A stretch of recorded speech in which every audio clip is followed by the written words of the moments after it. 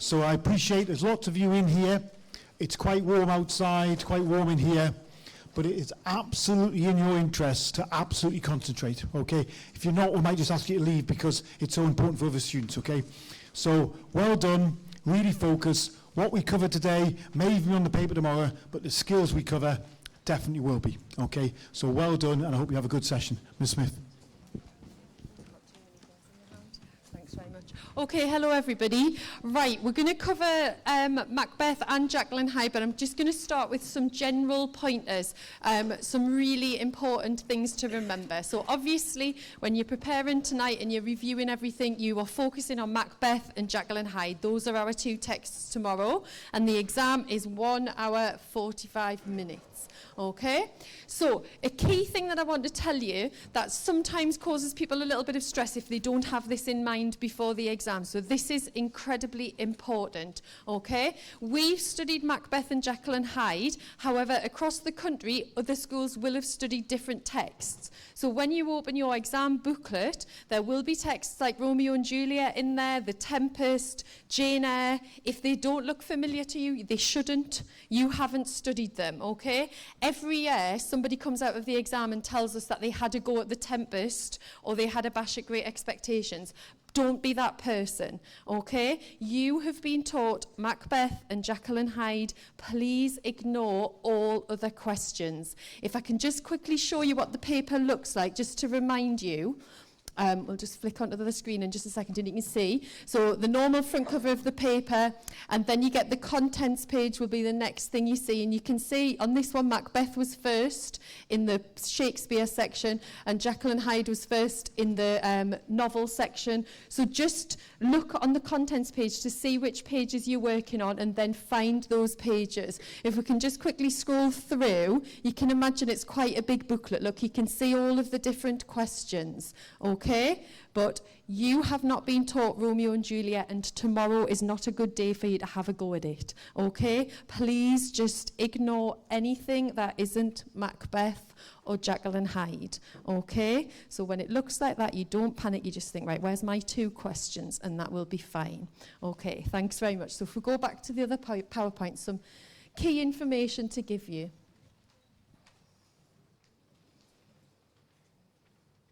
So hopefully we might predict the questions today, and you've got a yellow sheet that you can take away with you at the end of the session, and you can write notes on that as you go, as we're talking. But, you know, with a bit of luck, those extracts might come up and you're well prepared. But we're also giving you some tips about general planning and general writing, okay? So for me, the most important thing you're going to do tomorrow is your plan. If you plan properly, you will write really good answers. So it is so important to just take a bit of time to plan, okay, for both questions.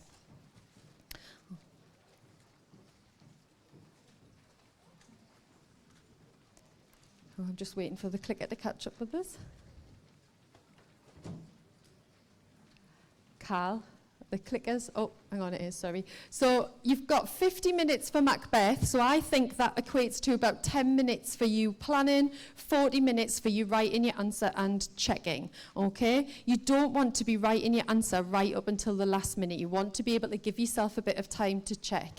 10 minutes might seem like a long time to plan, and it might feel like you have to be brave to allow yourself that 10 minutes. It will be worth it. Do not just simply pick up your pen and start to answer the questions, okay? You need to give yourself thinking time, okay?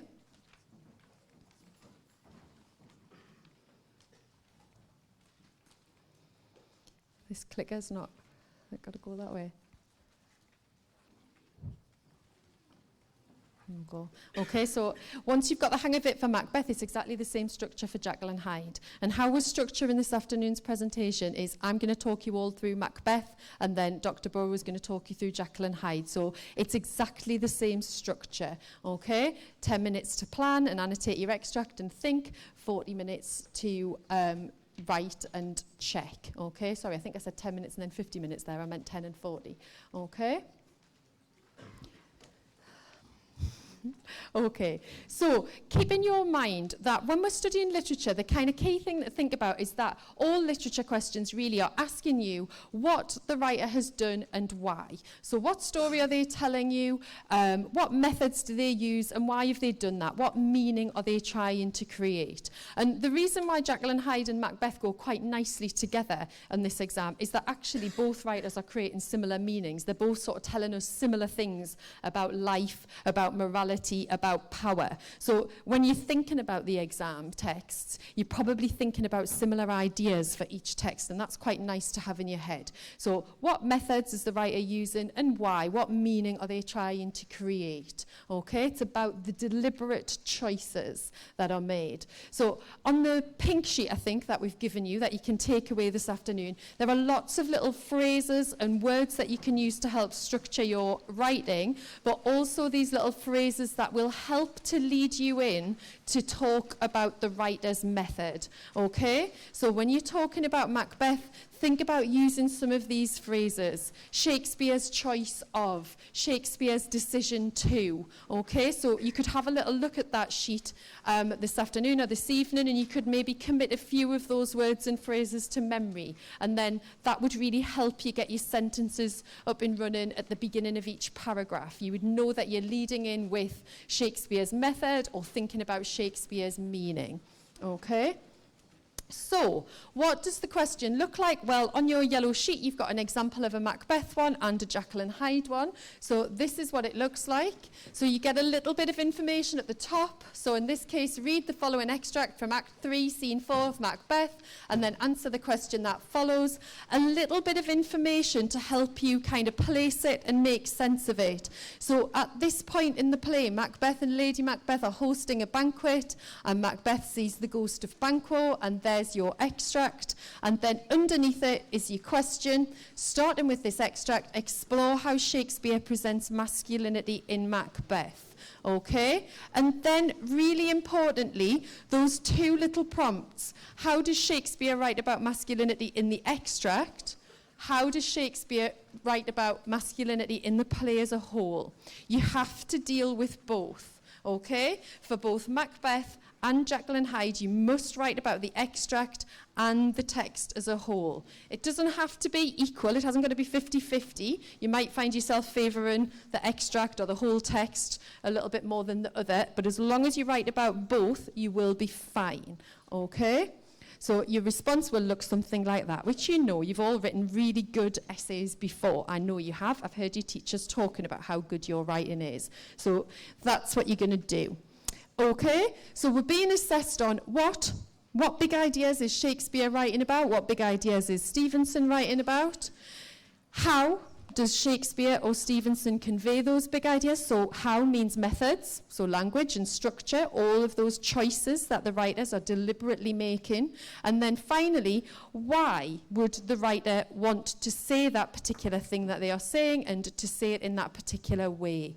So usually when you're thinking about the why, you're thinking about the context that the novel was written in, so what each writer is trying to say to the people in their audience or their readership.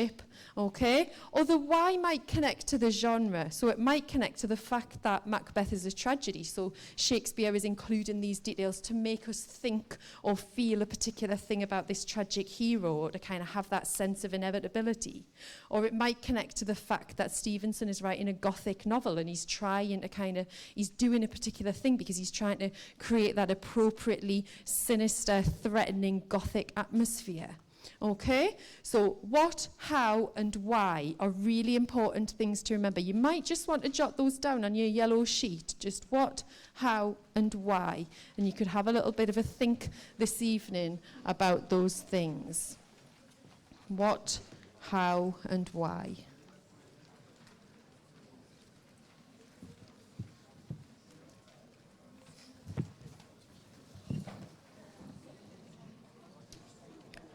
Okay, so if you have a look on your yellow sheet, we are going to use that extract to kind of guide us through the rest of this session. Okay, so a series of tips to kind of calm you down once you get into the exam and once you look at the question and the extract, and to help you plan. So the first thing to do is to start with the key word in the question. So can you just underline the key words in the Macbeth question for me now? And you should be underlining the word masculinity. Masculinity is the key word in the question. Okay? So if I was you, I would be thinking about what do I know about masculinity? I might just jot down some other words for masculinity, some synonyms, manliness, maybe about gender. I might just be jotting down some ideas. And, are you listening? Thank you.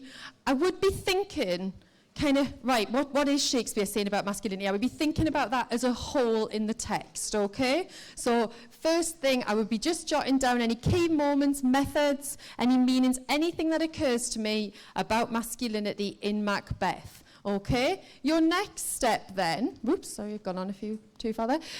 What do you think Shakespeare is saying about masculinity? So kind of have an instinctive response. Okay, do you think he's criticising masculinity? Is he simply trying to highlight that there's possibly a problem with the masculinity and ideas about masculinity in this play?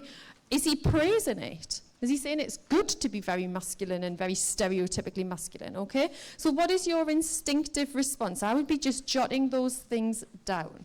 Okay?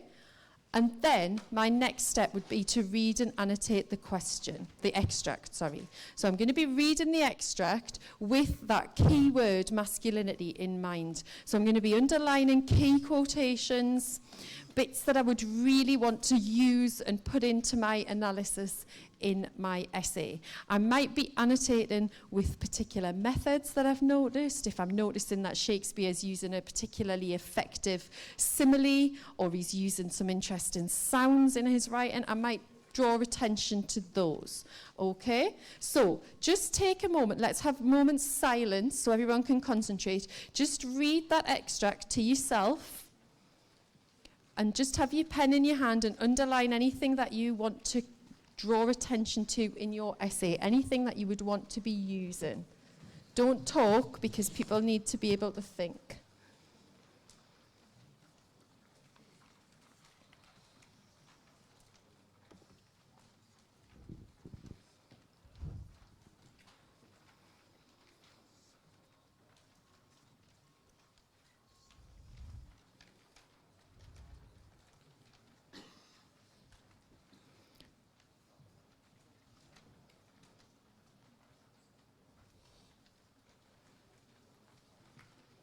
Okay, and as you're looking at your extract, see if you notice any patterns.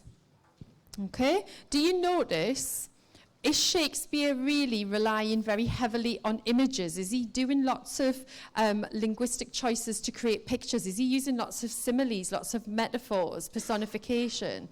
Or is he doing something like, have you noticed there's a pattern in the sounds? Is there lots of alliteration or plosives? Do you notice any patterns within the rhythm of the passage? You know, have you got two characters who are mainly speaking to each other in iambic pentameter, and then all of a sudden that rhythm breaks up and it's a bit disjointed and fragmented? What do you notice about the patterns in the extract? Okay, that might lead you on to some quite significant, sophisticated analysis of structure. Okay. Your next step then, you've started with the extract, so you know you have to deal with the extract, and you've got some good ideas about masculinity or whatever your topic is tomorrow, okay? You then need to branch out from that and think about where else in the novel could you point to and discuss in an essay that Shakespeare is presenting ideas about masculinity, okay? So we're dealing with the second bullet point now. Okay, again, just take another 30 seconds or so, jot down the first moments that are coming to mind that are relevant to ideas about masculinity.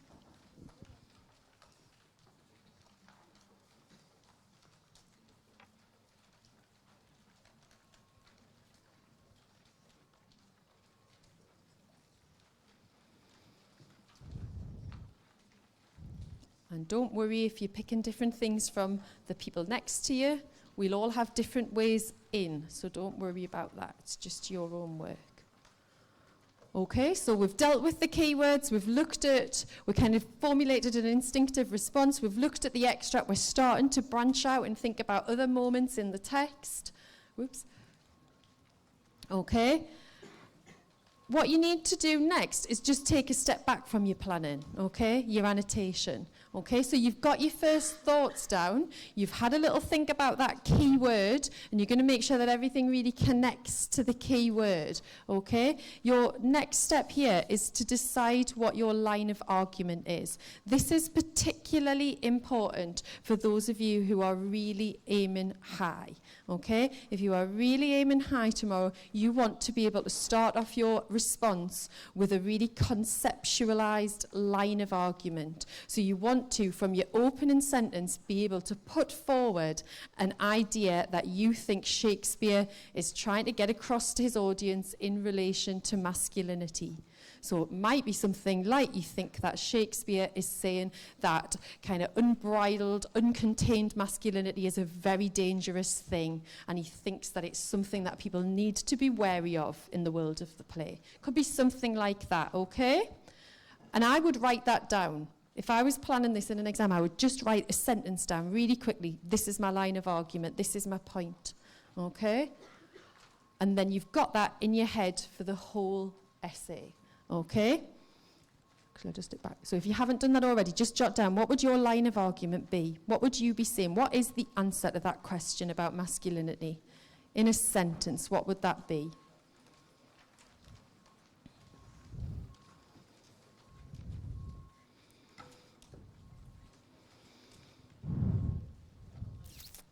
Okay?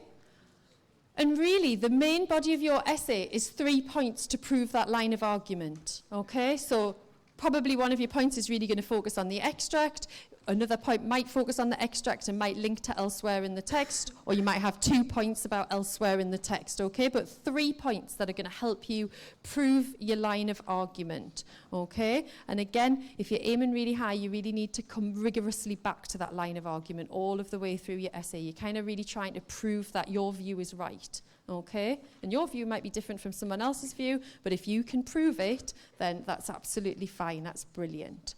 Okay, so you've got some annotations, you've got an idea about your line of argument and your moments that you would write about in the text. So let's think about things that we should be thinking about.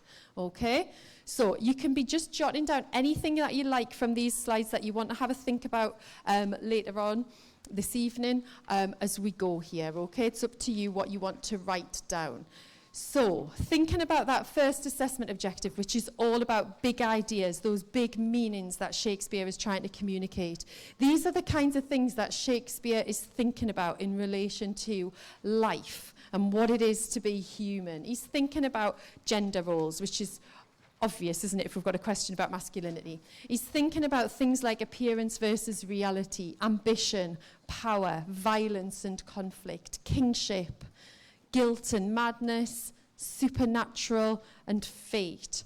All of those things are things that he discusses in this play. So really, those are the kinds of things that a question tomorrow could focus on, okay? We have got a bit of a feeling that maybe masculinity might be a thing that would come up. Obviously, it's on your sheet here, and we did a breakfast club about it the other week, but it could be any of these things, couldn't it?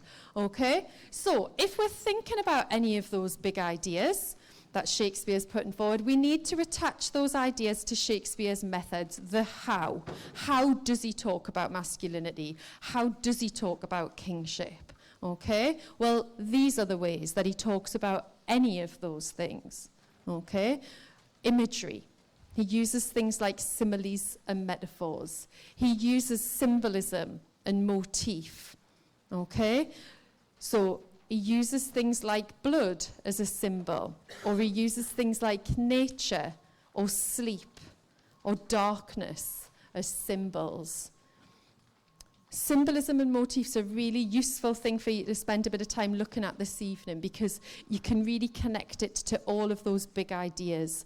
You know, the idea of blood as a symbol of guilt, the idea of sleep and sleeplessness as a symbol of guilt as well, okay? Obviously, Shakespeare's individual word choices are a really important method that he's using. So why has characters say the words that they say? Okay? And when you're looking at individual word choices, again, thinking about patterns, are there particular semantic fields that he's using in the extract? And I mentioned before the use of verse, the use of iambic pentameter. High status characters in Macbeth speak in blank verse, don't they? Unrhymed iambic pentameter. Lower status characters speak in prose. That's not entirely that exciting a thing to write about, but it is interesting when a character doesn't do what they're meant to do. So if Macbeth and Lady Macbeth are speaking in iambic pentameter and then all of a sudden they don't, that might be a bit more interesting. Maybe they've lost the thread a little bit. Maybe they've kind of got a bit confused and stressed, and Shakespeare's using that as a method to show us that. Okay? So lots of methods there that you could think about. Okay?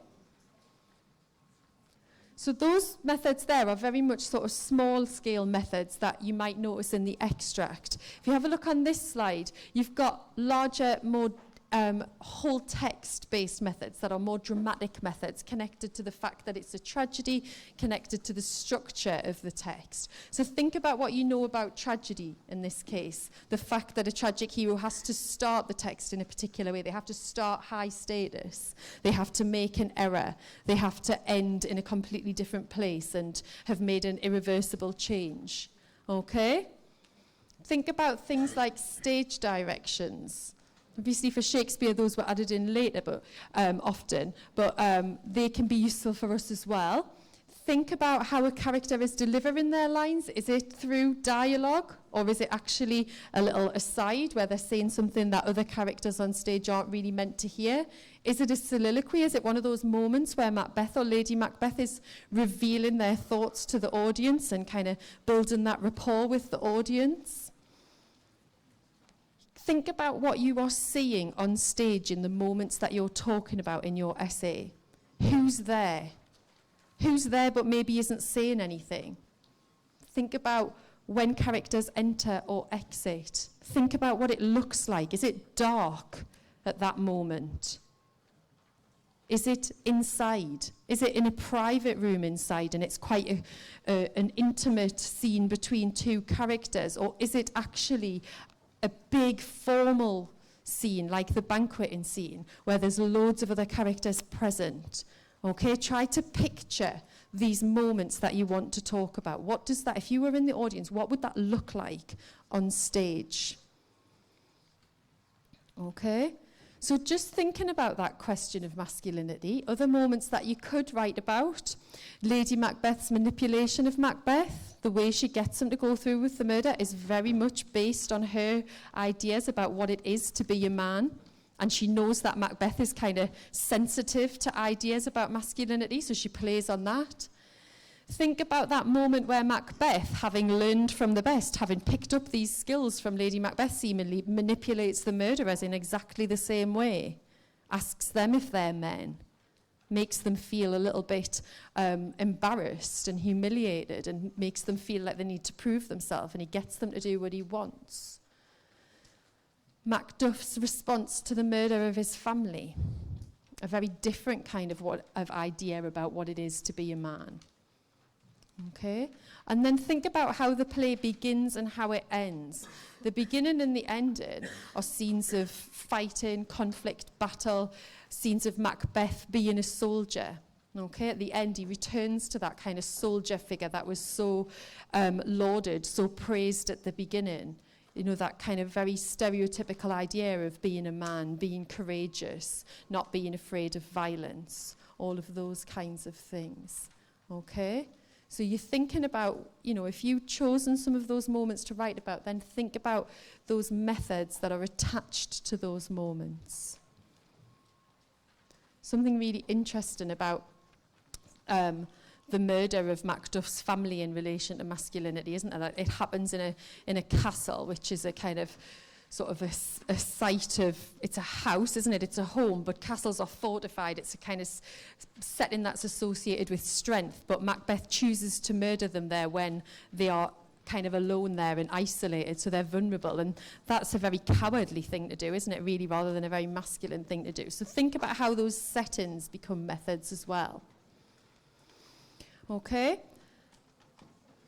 You have to talk about context. So context connects in with the ideas about why. So why Shakespeare is saying what he's saying about masculinity. So think about what life was like at the time and how the audience at the time might respond. Think about how we might respond to these ideas today. You know, talking about masculinity in Macbeth in the world that you live in is very different from talking about masculinity in Macbeth, 10 years ago, 50 years ago. You've got a very different viewpoint on it now, okay? But some contextual things to think about. So the idea of James I's arrival in England to take up the throne and the fact that there'd been the gunpowder plot. So it was a kind of fearful time, and the people watching Macbeth had lived through a very uncertain time. They'd lived through a period of time when they weren't sure who was going to be the next king or the next ruler and what they would be like. And then James I arrives, and he's very different from Elizabeth I. And he's quite a fearful ruler in many ways. He doesn't like crowds. He doesn't feel safe because of his upbringing, because of the kind of threats he's faced in his life. And then obviously there's the gunpowder plot, so that destabilizes things more, okay? So Shakespeare's kind of tapping into that. You know these things. It's obviously a much more superstitious time. It's a time when people were more inclined to believe in the supernatural than we do now, when people as a society as a whole was more religious than it is now, largely. It was a time when it actually was a time when fear was kind of more prevalent. There was much more disease than there is now, and less means of coping with disease. People lived shorter, more kind of perilous lives, if you like. It was a more violent time. It was darker, literally. We didn't have lighting in the way that we did now. Okay, we didn't have the scientific and the technological discoveries. And it was a very hierarchical society with much inequality, which is supposed to be very different from now, but anyway, we'll see. Okay, so lots of things to think about there. But obviously as well, you can think about how an audience might respond today and talk in those terms too. Okay? And then you need to come back to those ideas about why. So why is Shakespeare writing it? What's he trying to say? What's his intent? So is he warning against threats to the status quo? Is he tapping into that fear of uncertainty, but saying to everybody, don't challenge the status quo. We need to keep things as they are. He's kind of legitimizing the rule of James I, isn't he? He's saying to follow the king. Don't plot against a king. Look at the chaos that ensues when you plot against or you try to overthrow or usurp a monarch. Okay?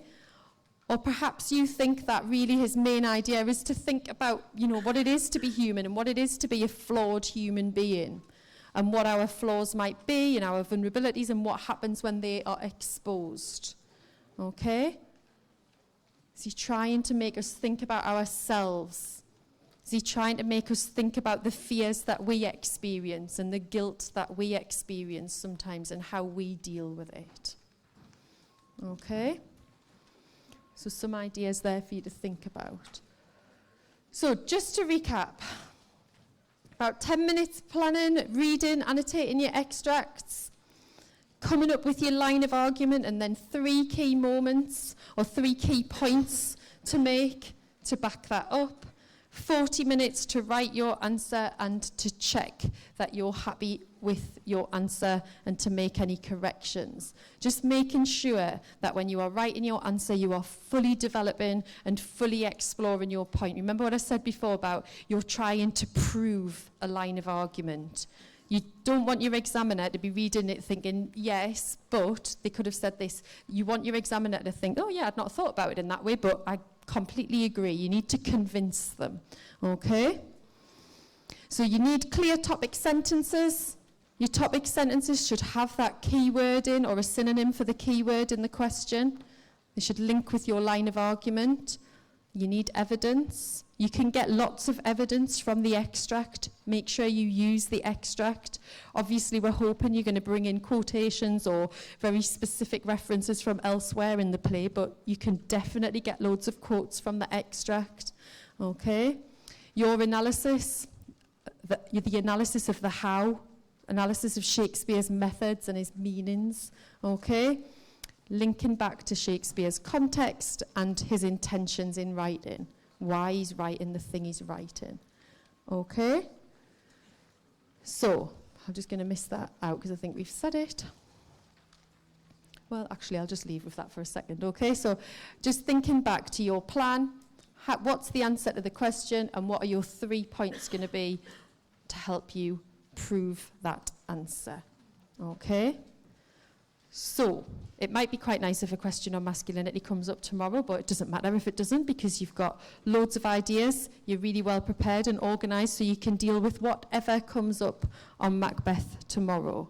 Okay, on the back of your yellow sheet, you've got a Jekyll and Hyde extract, and Dr. Burrow is going to talk to you about that. We'll give you 1 minute to just have a moment to think to yourself or chat to the person next to you. Just 1 minute break.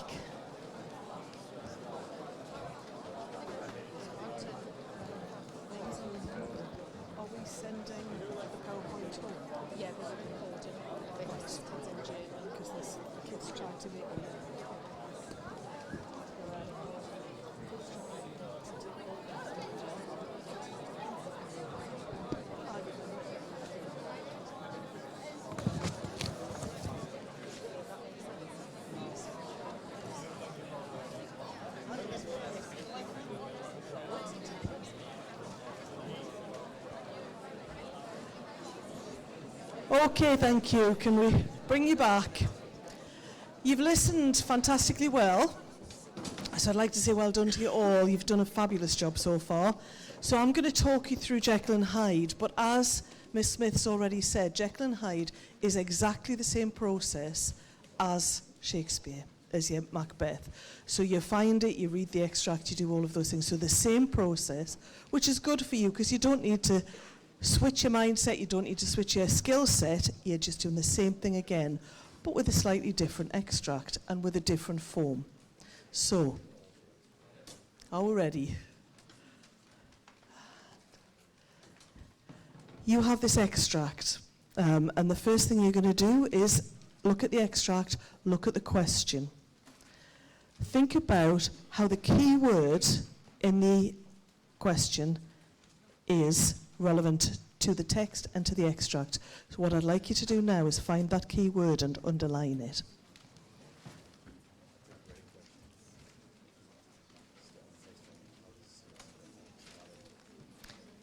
Now you should have underlined duality.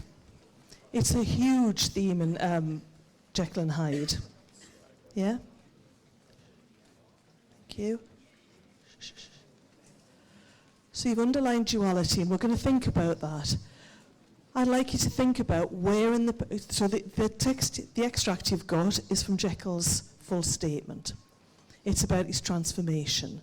I want you to have a look, have a think about, have a read of the extract, and think about duality in that extract. So a couple of minutes just to read, underline anything you think is significant. This is exactly the process you'll go through when you're sitting the exam. When you're sat in that exam, you will go through this process. Same thing, you'll read the extract, having read the question, underlined your keyword in the question, or keywords in the question, you're going to underline any bits in the extract that you think are important. So, a couple of minutes just to read the extract and have a think about duality in it. And that two things being possible in one place, one person.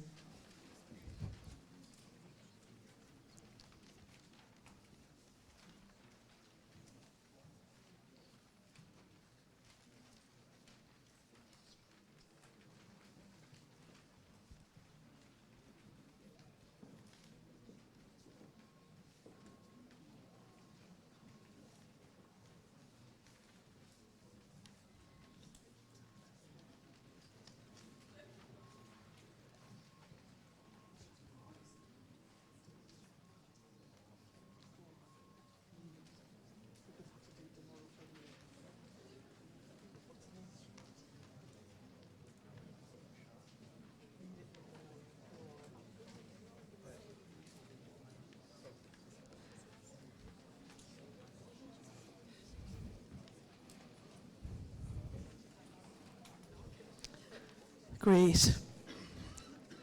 Right, so the extract is all about that transformation and the horrors of it. The most racking pangs succeeded. There's all sorts of duality in that extract, isn't there? And we're going to think about that and talk about it.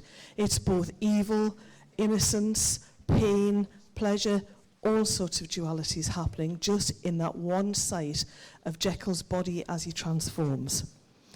So you've got that idea. I want you to now think about where else. You've got that, what was it? Sorry.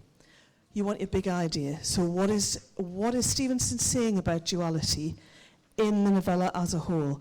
What's your big response going to be? If you're aiming for those top bands, you need a big overarching answer. This is what I'm going to prove to the examiner about Stevenson's purpose for writing about duality and including so much of it within the text. So think about that. What is he saying about duality? See if you can sum that up in one sentence, Stevenson's ideas about duality. He even says somewhere in there, man is not truly one, but two. So see what you can write. One sentence. And that's what you're going to prove to the examiner.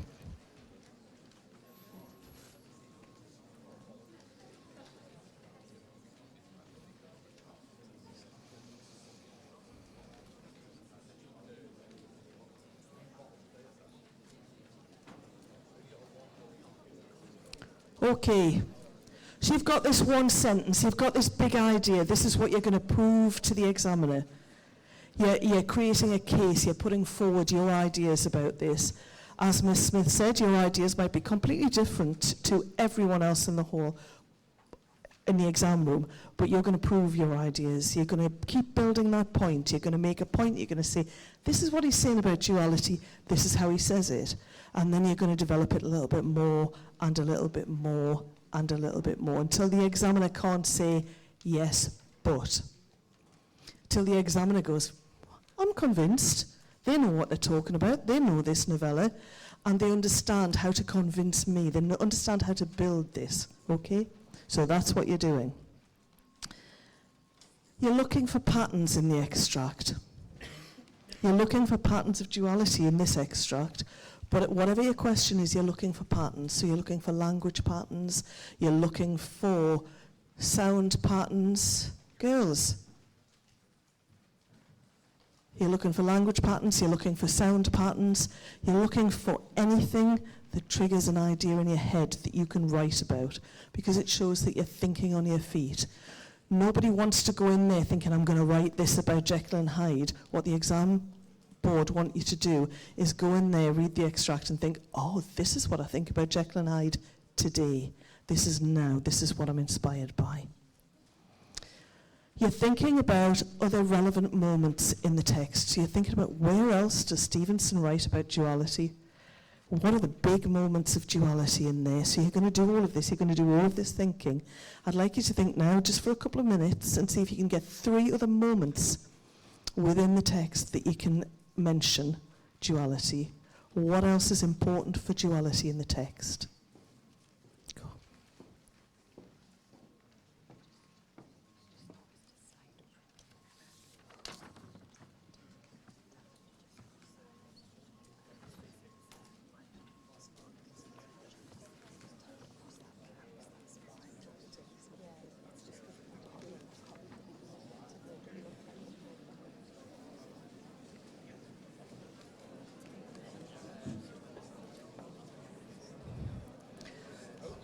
Okay, we have a slight typing error. It says the question, in order to make this look exactly like it will in the exam, we copied read the following extract from chapter 6. You all know this is not from chapter 6, so just cross out the chapter 6, okay? The will in the exam give you a pointer to where you're looking. This is from chapter 10. This is from Jekyll's full statement, sorry. Okay? So make sure you've crossed that out. No. Right. So you've thought about this. You've thought about what he's saying about duality. You've had to think about, can you encapsulate that in a nutshell? Where else in the poem? Sorry. Whereas in the novella you're going to have a look and decide, finalise, crystallise that line of argument. What is it you're going to convince the examiner of today? Bear in mind that you need to be absolutely focused on the question. So it's something about duality. Everything you write has to come back to that. Okay? Back to that key word. A couple of seconds to think.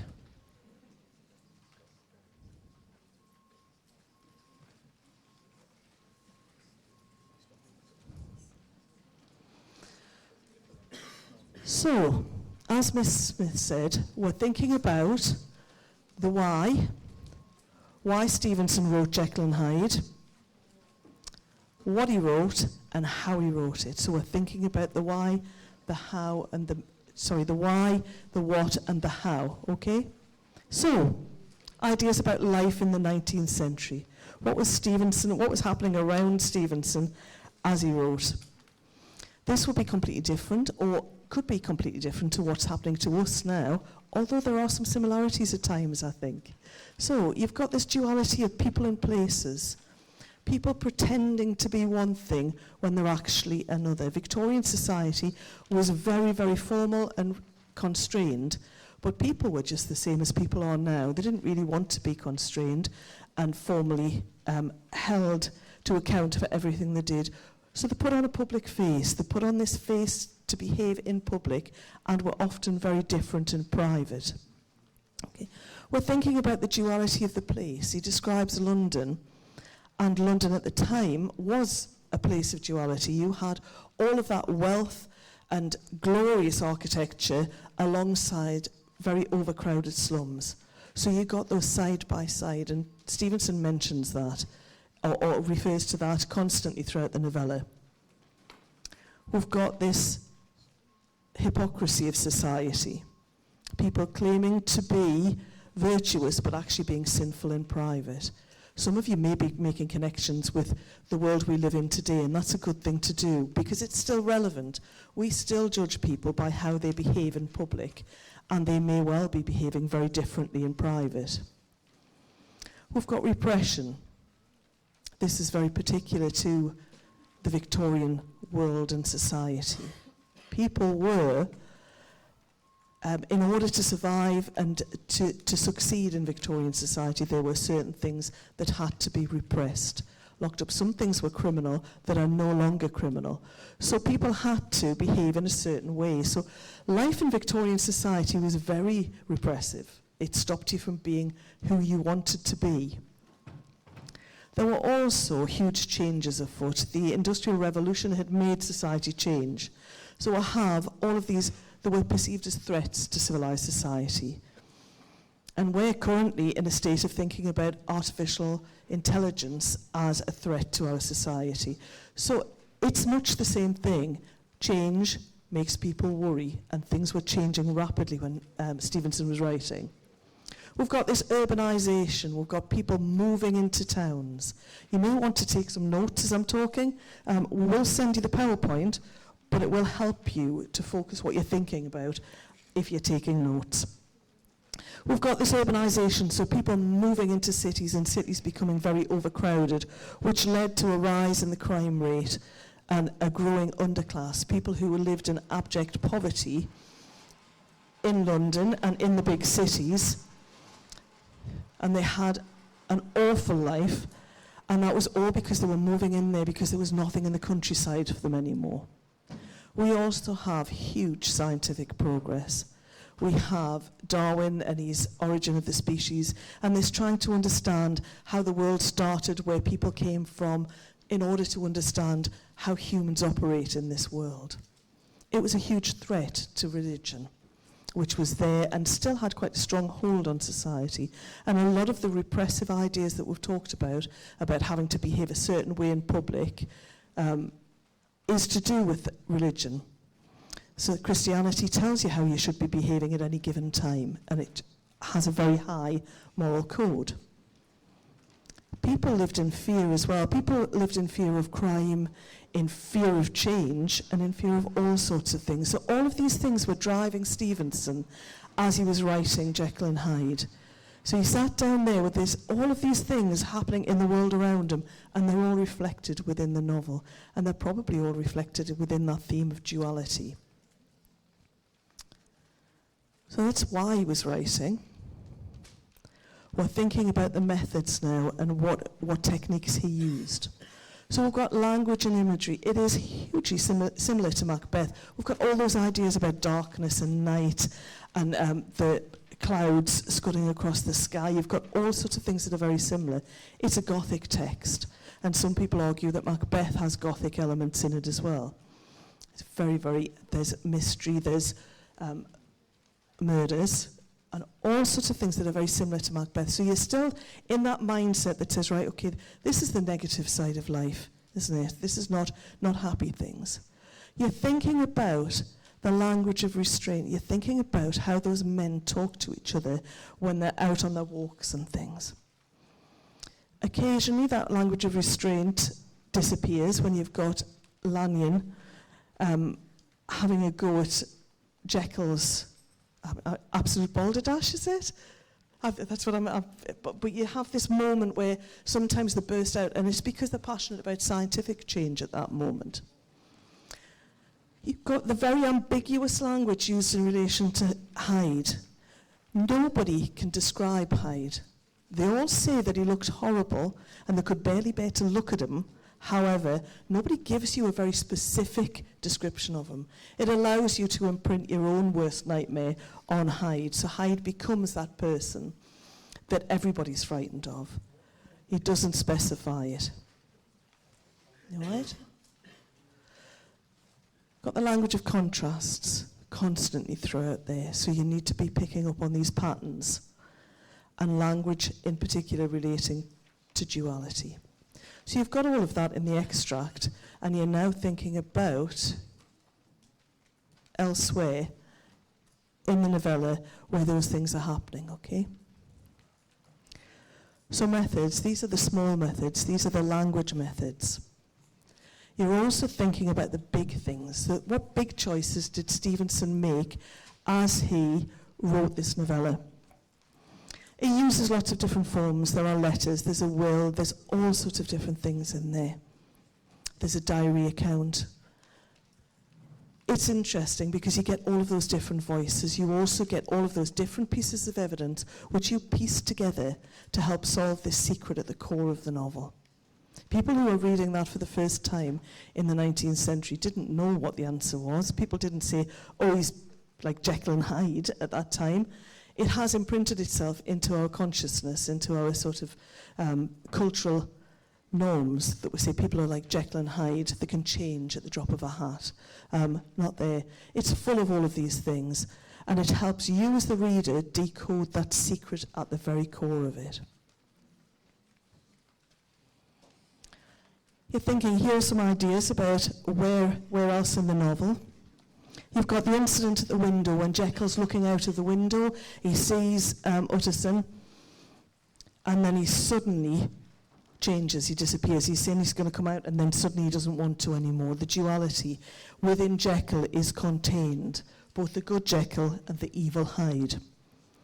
You've got the various descriptions of Hyde, constant duality. You're thinking, who is this person? How can this person be human? And in moments of his description, he doesn't even sound human, does he? He's a juggernaut. He's all sorts of bad things. Lanyon.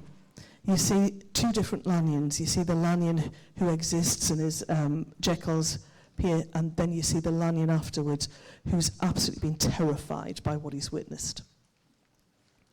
You've got the difference of opinion of Jekyll and Lanyon, and you've got finally the setting. Stevenson uses setting completely to think about that duality. Remember, you've got the descriptions of London, you've got the descriptions of the house and the laboratory, and you've got the description of Jekyll's door, of Hyde's door.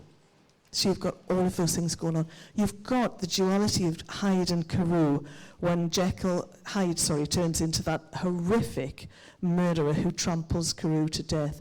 Carew, who's described as this absolutely beautiful man who's doing no harm anywhere.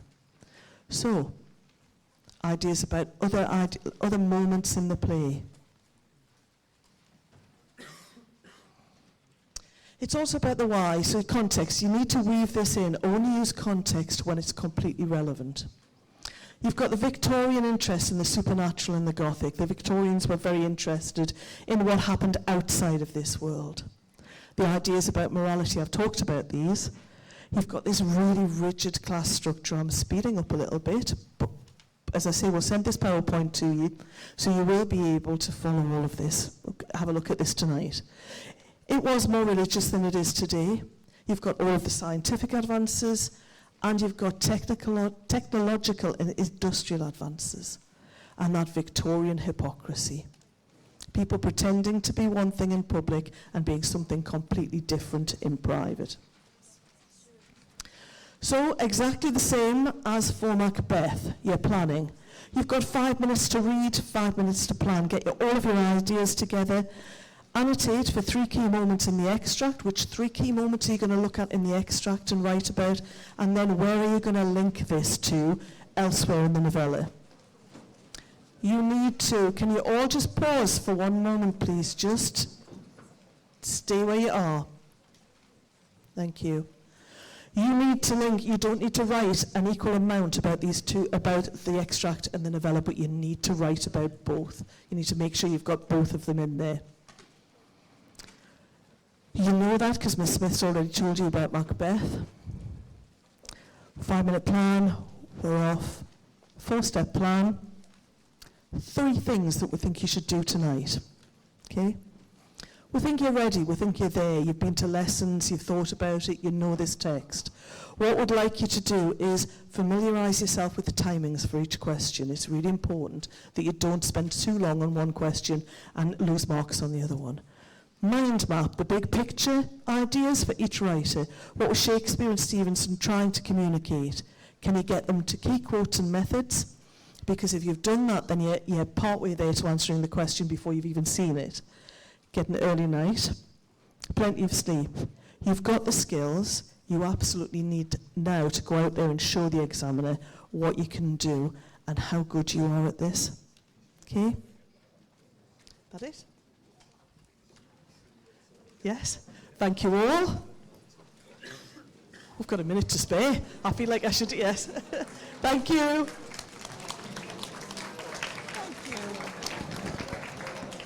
Are you looking forward to it? Is that the wrong word?